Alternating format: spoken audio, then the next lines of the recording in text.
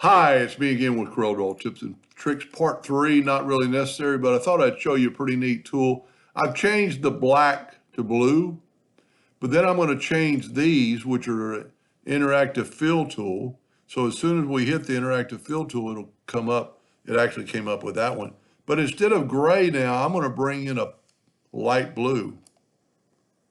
Didn't really seem, see, even though, let me back up here. Let me select that one.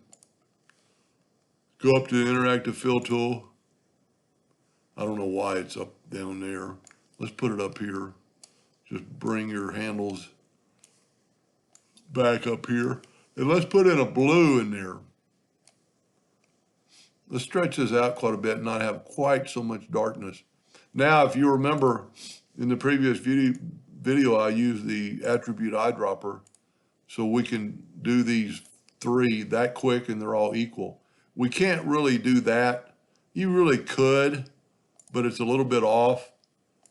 So what we're going to do is grab that one, grab the interactive fill tool, bring in this blue, this light blue, stretch it out a little bit so we won't have quite so much darkness on the edges.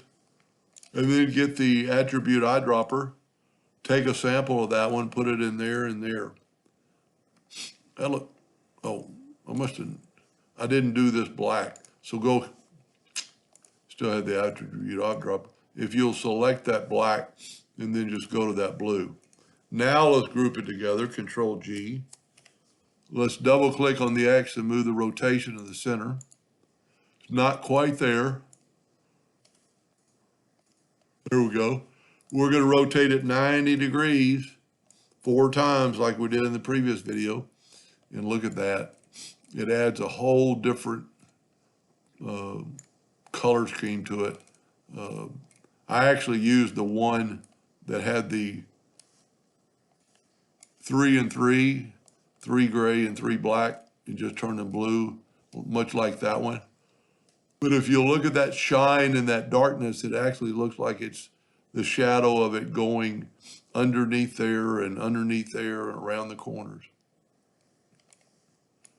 Anyway, I hope that helped a little bit. Thank you for watching.